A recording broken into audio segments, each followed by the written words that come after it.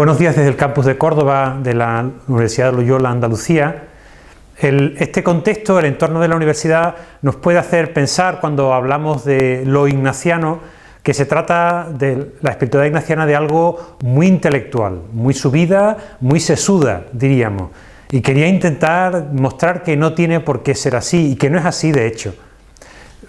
Si miramos, por ejemplo, la vida de Ignacio, si nos preguntamos ¿cómo conoce Ignacio? ¿Cómo conoce San Ignacio? ¿Y cómo invita a otros a conocer en los ejercicios? Nos damos cuenta de que no es así, no es intelectual. Cuenta él en su biografía que cuando él estaba enfermo en Loyola y leía libros, dice que él los leía, imaginaba sobre ellos y luego descubría que sentía un gusto en unos casos y un disgusto o una cierta aridez en otros. Y cómo eso fue lo que le permitió entender o conocer lo que él llama discernimiento de espíritu. A raíz de este ejemplo quería hablar de el sentir o el sentimiento en los textos ignacianos y sobre todo en los ejercicios, porque ahí es donde Ignacio muestra su ideal de conocimiento, de comprensión y por lo tanto del ser humano. La palabra sentir aparece de manera masiva en los textos ignacianos, sobre todo en los ejercicios. Un pequeño ejemplo que todos conocerán. No el mucho saber harta y satisface el alma, sino el sentir y gustar las cosas internamente. ¿Cuántas veces nos hemos dicho eso unos a otros sobre la necesidad de otra forma de aprender?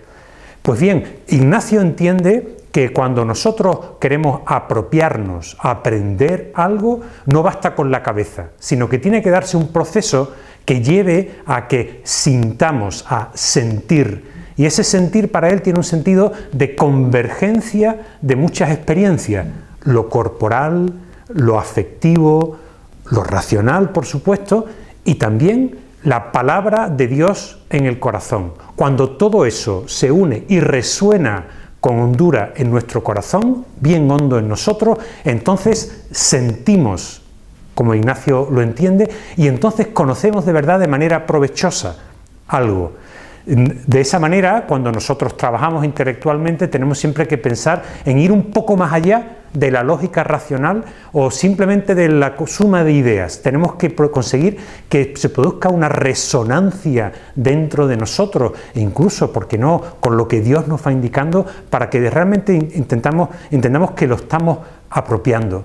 Pero además es interesante saber que al final de los ejercicios Ignacio habla de las reglas para sentir en la Iglesia, lo que quiere decir que el ideal de sentimiento o de apropiación, digamos, de algo o conocimiento pasa por consentir, por llegar realmente a resonar con otros en la misma dirección, en el mismo proyecto. Es como el culmen en el cual nos hemos realmente despegado de nosotros mismos y hemos empezado a abrirnos al sentir con otros en algo común. Esa sería como la mejor manera de aprender. En ese sentido, también nosotros aquí en la Loyola y en otros contextos podemos pensar también en ir poco a poco y dejando de lado nuestra manera individualísima de entender las cosas e intentar ir generando un sentimiento común hondo que también resuene últimamente con las necesidades del mundo, que son las que tienen que irnos moviendo e irnos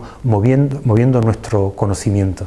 Voy a acabar con una expresión con la que acababa Ignacio todas las cartas en este mismo sentido. Decía él siempre al final que su Divina Majestad nos dé a sentir su voluntad para que nosotros enteramente la cumplamos. Pues eso, buenas tardes y hasta pronto.